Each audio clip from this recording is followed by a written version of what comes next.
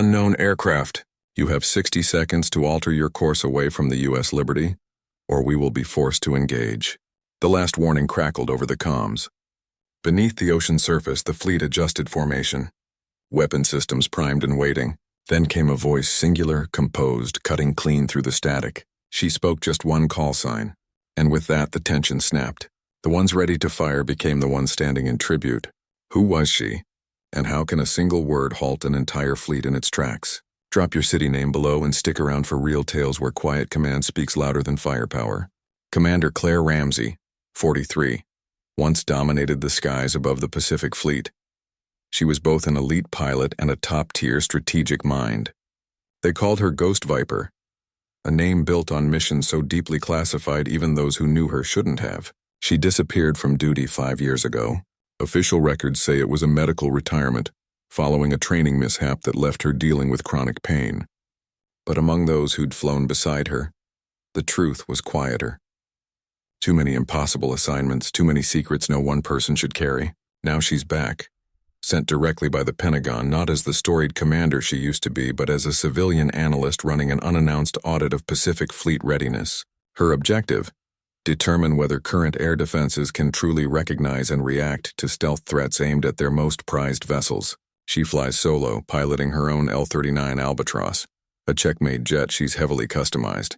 No filed route, no military beacon, no alert ahead of time for the radar tech scanning the skies. She's just an unidentified intruder inching closer to forbidden airspace.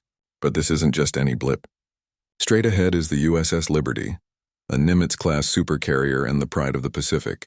And for Claire, its shape materializing through morning haze poles at memories buried deep. The Liberty had been her launch pad on that last deployment. She'd flown her final mission from its deck. A rescue op that pulled out 12 Marines, though her wingman didn't come back. Those same corridors once echoed with whispers of Ghost Viper, the specter in the sky who appeared and vanished with uncanny timing. She was a myth in motion. And now she's being tracked by the very systems she once helped create.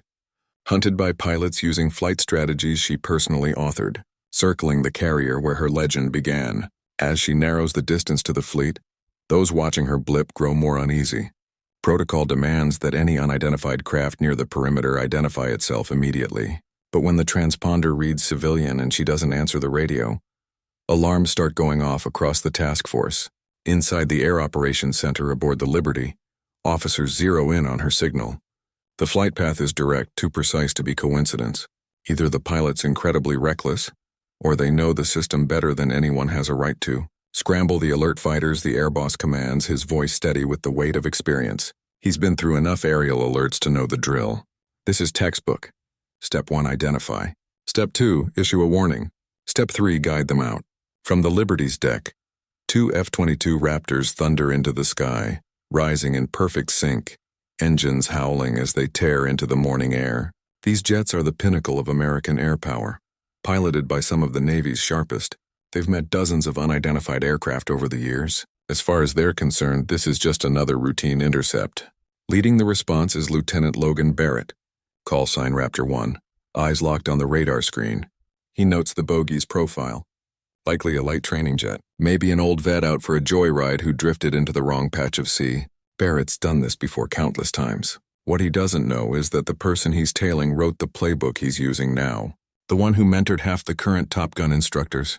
The one whose name still carries weight in ready rooms from Guam to San Diego. Ghost Viper is returning and the sky hasn't forgotten. Logan banks into intercept position. His wingman Viper 2 slides into place beside him, tight and precise. Both aircraft are armed as per protocol. Live missiles on board. That's standard when confronting an unidentified approach. Logan opens the comms on the general channel. Unidentified aircraft, this is Navy Flight Raptor 1, he says, voice clear and unwavering. You are entering restricted airspace. Identify yourself and adjust course to heading 270. Claire hears every word, but she holds her silence for now. She studies the twin F-22s ahead. Their posture, their formation, their payload. It's a flawless intercept executed by the book. Her book. She watches calm, unflinching as Logan repeats the call after a 30-second on pause, his tone sharper now. This is your second warning. You have 60 seconds to comply or we will consider you a threat. In her headset, the tactical chatter hums to life. The Combat Information Center aboard the Liberty is buzzing. Spotters are tracking her position. Weapons teams are asking for the green light to lock on. Viper 2 cuts in on the private channel, sounding half amused. Logan, you thinking what I'm thinking? Civilian with a death wish. Playing pilot in a trainer jet. Logan replies with a sigh. Could be. Either way, we follow the script. We walk her out. Let the Coast Guard handle cleanup. Back in the Air Operations Center, the air boss is running out of patience. Raptor 1. If she doesn't respond in 30 seconds, you're cleared to fire a warning shot across the bow. Claire's lips curl into a tight, knowing smile. A warning shot. She remembers designing that very protocol 8 years ago during a training drill not far from here. The absurdity would be laughable if it weren't so deadly. Logan flips back to the open channel one last time. Final warning. Unidentified aircraft, he calls, voice sharp as steel. You have 30 seconds to comply or we will take defensive measures. This isn't a simulation. That's when Claire finally touches the mic. Her reply comes crisp and calm. A steady presence slicing through the static. U.S. Liberty, this is Ghost Viper. I'm coming home. Disarm your weapons. The silence that follows is instant and electrifying. Every frequency falls quiet. In the Combat Information Center aboard the Liberty, a coffee mug slips from someone's grip, crashing onto the floor. Operators freeze mid-report. The air boss stands motionless, hand hovering near the comms panel. Logan nearly jerks his control stick in shock. Did she just say Ghost Viper? His wingman murmurs. No way, Logan. That can't be real. But up on the flag bridge, Admiral Bennett is already reaching for the secure line. He's one of the select few who know exactly who Ghost Viper is. And more importantly, that she's here on a covert assignment from the Pentagon. All units, this is Admiral Bennett. His voice slices through the chaos. Cease all defensive operations. I repeat, power down all weapon systems. Raptor flight. Your new orders are escort detail, not intercept. Logan stares ahead, struggling to make sense of it. Escort, sir, he asks. She's unregistered civilian technically. Negative. Raptor 1. That jet is operating under clearance levels far beyond yours. Assume honor guard formation and ensure safe approach. Logan glances toward his wingman. Both men still reeling. How does a single call sign shift the entire mission dynamic in seconds? He's flown for 6 years, earned his spot among the best, but he's never heard a voice that could silence the sky like that. Did you catch that? Viper 2, honor guard, I heard. The other pilot replies, disbelief thick in his voice. I just don't believe it. Claire adjusts her flight path, easing her jet into the carrier's approach corridor. On either side, the F-22s settle in respectfully. From the Liberty's deck, other aircraft begin to launch, not to challenge, but to join the ceremonial escort. Deep within the ship's intelligence division, junior officers are rifling through secure archives, trying to access what they can. The file marked Ghost Viper is sealed behind top-tier access codes. Still, fragments emerge. Snippets of a pilot whose very existence was split between compartments. Tales of extractions behind enemy lines. Recon flights into hostile airspace. Training missions that redefined what impossible meant. Every mission tagged with the same line. Presidential authorization required to discuss. Logan's voice returns, this time addressing her directly. Ghost Viper, this is Raptor 1. It's been an honor flying your escort. Claire answers softly, the hint of warmth in her words unmistakable. Thank you, Raptor 1. You executed a flawless intercept. Your instructors would be proud. Logan's throat tightens. There's something in her tone, a familiarity. Like she might know exactly who trained him. Like this isn't just a compliment. It's a passing of the torch. They thought they were chasing a rule breaker. Turns out they were honoring the one who wrote the rules. Because real authority doesn't always roar. Sometimes it just speaks and the skies obey. Where does command truly live? In the missiles pointed skyward, or in the single voice that brings those weapons to rest? Type Ghost if you believe legends don't need proof. They carry their weight in silence. And the sky remembers. Word of Ghost Viper reappearance spreads through the Liberty like a shockwave. Within moments, priority alerts reach every deck. Clearance authentication underway. Those who recognize her call sign drop everything and move toward vantage points. Inside intelligence archived files sealed for years are suddenly requested. Lieutenant Commander Emily Tran, the Liberty's lead intel officer, stares at her monitor in stunned disbelief as pieces of Claire Ramsey's record begin to surface. Her deputy leans in, speaking low. Ma'am, most of this is above our level. But what we can see, these missions didn't officially exist. Solo flights over enemy territory. Rescues from deep behind lines. training ops that tested the edge of what even the Navy believed pilots could endure. And always a note in bold read: discussing this material requires presidential clearance. But what really stops Emily Tran cold are the mission dates. They line up with major global events, ones that never officially involved U.S. military action. "Captain Reyes," she calls out, eyes still locked on her screen. "You need to see this." Reyes, commanding officer of the Liberty, walks over. Tran doesn't waste time. "Sir, according to this, Claire Ramsey didn't retire. She was reassigned into something so deeply classified her entire record was scrubbed. For the past 5 years, she's been flying Black Ops." Reyes narrows his eyes as he reads. With each line, his expression grows more grave. "You're telling me we nearly engaged someone who's been running covert missions for the Pentagon?" Tran nods. "Yes, sir. And this last entry, it puts her under SOCOM. The project name is redacted. I don't even have access to it." Out on the deck, an unusual sight begins to take shape. Word spreads fast. Crew members, both seasoned sailors and green recruits, gather at the rails and catwalks, craning for a glimpse. Stories about Ghost Viper have always lived in hushed tones. The phantom aviator who vanished and reappeared at will. The one whose sorties were so high risk that most wouldn't volunteer for them. Chief Douglas, a 20-year vet, stands with a group of younger sailors, voice low but reverent. "I was at Lore when she was still active," he says. "Watched her land an F-18 that had no hydraulics, no power, and half the tail missing. Maintenance couldn't even figure out how it got off the ground." A younger voice pipes up. "Seaman Vega, why now, Chief? Why come back?" Chief Douglas doesn't hesitate. "Because when Ghost Viper shows up, something big is coming. She doesn't show just to catch up." On the flag bridge, Admiral Bennett raises binoculars, tracking the tiny jet's approach. He's one of the few aboard who knows exactly what Claire's been up to since she vanished from the official radar. What the crew doesn't know and can is that for 5 years, Ghost Viper's been flying missions in the most hostile airspace on Earth. Alone, unacknowledged, unforgiven by time. "Sir," his aide steps up, voice careful. "Pentagon's on Secure One. They're requesting confirmation of Commander Ramsey's arrival." Bennett nods once. He was expecting that call because this isn't just a surprise audit. This is phase 1 of something far more critical. Something that needs a pilot who doesn't flinch without backup, who flies in places no one else can go, who leaves no trace, only impact. Claire's L-39 slips into final approach. The F-22s remain at her side, formation perfect. But inside the cockpits, Logan and his wingmen are still piecing it together. "Raptor 2, Logan says on a secure channel. "Remember what my Top Gun instructor used to say about that one pilot who'd show up at trainings and pull off maneuvers? Physics said shouldn't be possible." "You think?" "I'm starting to think that was her." On deck, landing signal officers stand straighter than usual. Instructions from the bridge were crystal clear. Treat this like you're receiving a head of state. The standard hustle of carrier landings fades into something more ceremonial. Claire guides her jet with ease. The Liberty's deck rising to meet her, but the memories rise faster.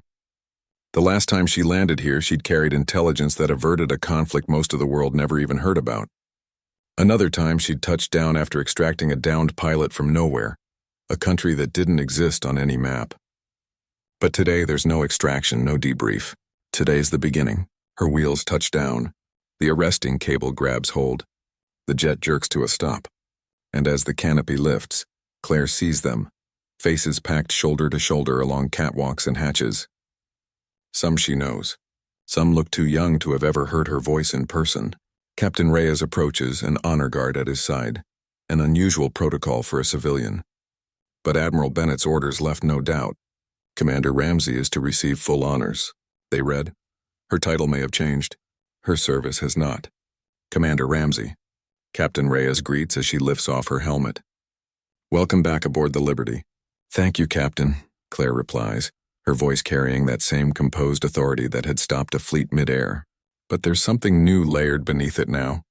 A quiet edge of emotion, as if this return carries more weight than duty alone. Nearby, Logan and Viper 2 guide their Raptors to a halt. They climb down slowly, still reeling from the surreal chain of events. Logan spots Claire and hesitates, then walks over, suddenly unsure of his footing. "Ma'am," he says, sounding more like a trainee than a seasoned pilot. "I just wanted to say I'm sorry about the intercept. If we'd known who you were." Claire studies him for a moment, then offers a small, knowing smile. "There's nothing to apologize for, Lieutenant. You executed by the book. Your formation work was some of the best I've seen in years. Who trained you?" Commander Stevens, ma'am, at Top Gun. Rick Stevens. She nods. Solid choice. Let him know Ghost Viper thinks he's turning out sharp pilots. Logan's eyes widen. That name Ghost Viper has come up in Stevens' lectures more than once, always with reverence. And now he's face to face with the woman behind the myth. But it's Chief Douglas who brings the moment full circle. He steps forward with a few young sailors close behind. Some nervous, others curious, all silent. Ma'am, he says plainly, it's a real honor having you back on this deck. Claire looks around at the faces gathered. Some she remembers, many she doesn't, but they all wear the same expression. Respect, genuine and unguarded. For years, she's lived in the shadows, completing missions that would never make a briefing slide. Success meant silence. Recognition was never part of the equation. But today is different. Today, the Phantom has returned and the silence has lifted. Word spreads fast. What began as a routine intercept transforms into a quiet celebration. Across the Liberty, every corridor, every ready room buzzes with one message. Ghost Viper is back. Admiral Bennett personally accompanies Claire on a full tour of the ship. But this isn't a VIP stroll. It's the mission she was originally sent for, assessing the fleet's readiness. Only now, every department is eager to show their work. Your intercept protocols have evolved a lot since my last time here, she notes as they step into the Combat Information Center. The radar integration with aerial response is fluid. Whoever reworked your threat matrix knew what they were doing. Bennett smiles. Funny you say that it was based on your final recommendations. Took 5 years to get the funding, but we finally made it happen. Claire studies the screens and layout, recognizing touches everywhere.